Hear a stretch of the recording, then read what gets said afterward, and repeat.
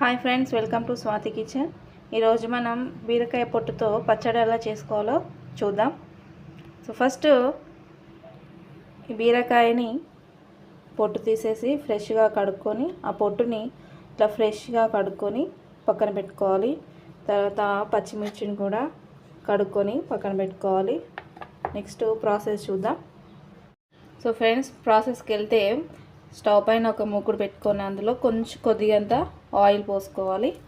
తర్వాత మనం ఫ్రెష్గా కడిగి పెట్టుకున్నటువంటి పచ్చిమిర్చిని ఇందులో వేసి బాగా వేగనివ్వాలి. చూడండి ఫ్రెండ్స్, మిరపకాయలు ఇలా గోలించుకొని పక్క పెట్టుకోవాలి. నెక్స్ట్ పల్లీలను కూడా కొద్దిసేపు అలా వేసి వీటిని కూడా బాగా ఫ్రై చేసుకోవాలి. చూడండి ఫ్రెండ్స్, పల్లీలు కూడా చాలా బాగా గోలాయి. తర్వాత మళ్ళీ మూకుడులో ఇంకొద్దిగా ఆయిల్ పోసుకొని అందులో మనం కడిగి పెట్టుకున్నటువంటి బీరకాయ పొట్టును వేసి దీన్ని కూడా బాగా గోలనిద్దాం. చూడండి ఫ్రెండ్స్, బీరకాయ పొట్టు ఈ విధంగా మంచిగా ఫ్రై అయింది.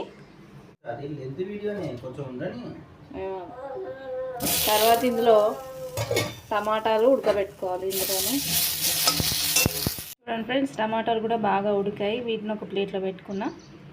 సో ఇప్పుడు కొన్ని ఒక 7-8 ఎల్లిపాయలు పొట్టు తీసుకొని పెట్టుకోవాలి.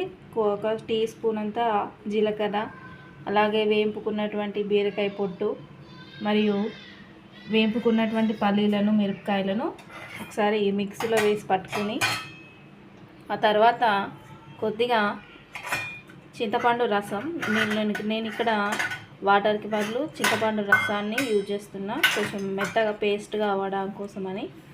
అలాగే టేస్ట్ కూడా పుల్లగా చాలా బాగుంటుంది.